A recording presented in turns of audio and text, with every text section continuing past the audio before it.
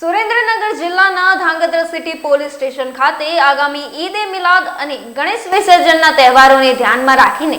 એક શાંતિ સમિતિ બેઠક યોજવામાં આવી હતી. જિલ્લા પોલીસ અધ્યક્ષ ડીવાયએસપી પીઆઈ એમયુ મસીની અધ્યક્ષતામાં યોજાયેલી આ બેઠકમાં હિન્દુ અને મુસ્લિમ સમાજના આગેવાનો, ગણેશ ઉત્સવના આયોજકો, નગરપાલિકાના પ્રમુખ અને વેપારી આગેવાનો ઉપસ્થિત રહ્યા હતા. આ બેઠકનો મુખ્ય ઉદ્દેશ્ય બંને સમાજના લોકો શાંતિપૂર્ણ માહોલમાં તહેવારોની ઉજવણી કરે તે સુનિશ્ચિત કરવાનો હતો. પોલીસ અધ્યક્ષે સોશિયલ મીડિયા પર ફેલાવતી ખોટી અફવાઓ અને મેસેજ પર ધ્યાન ન આપવા તથા જવાબદારીપૂર્વક ડીજેનો ગીતો વગાડવા માટે અપીલ કરી હતી. આજ સુરેન્દ્રનગર જિલ્લાના આપણે ધ્રાંગધ્રા જે તાલુકા છે અને ધ્રાંગધ્રાના જે સિટી અને ગ્રામ્ય પોલીસ સ્ટેશન અને પાટડી જે પોલીસ સ્ટેશન છે આ જગ્યાએ મુલાકાત લેવામાં આવેલ છે. આગામી સમયમાં આપણે અત્યારે ગણેશ જે ઉત્સવ ચાલે છે આમે ગણેશ જે વિસર્જન છે એ અને ઈદનો જે ફેસ્ટિવલ છે આના આપણે જુલુસ પણ નીકળવાના છે. આના સંબંધમાં આજે પાટડી અને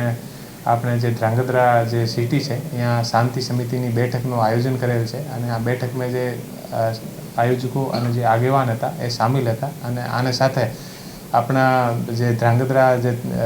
એસડીપીઓ છે પુરોહિત અને અહીંયાના પીઆઈ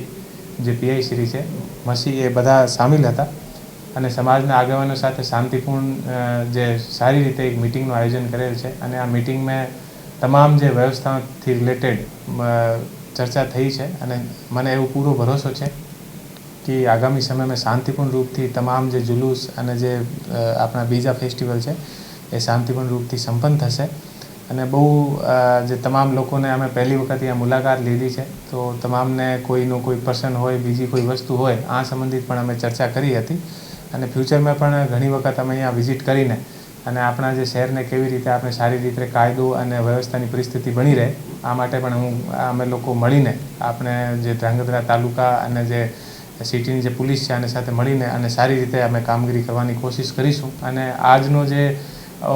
મુલાકાત છે આ મુલાકાત દરમિયાન સારી રીતે જે બંને જગ્યા પાટડી અને જે ધ્રાંગધ્રા છે ત્યાં મુલાકાત થઈ છે અને આગામી જે ફેસ્ટિવલ સંબંધિત ઘણી બધી સૂચનાઓ પણ અમે આપી છે અને આમ લોકો તરફથી જે પણ અમને કોઈ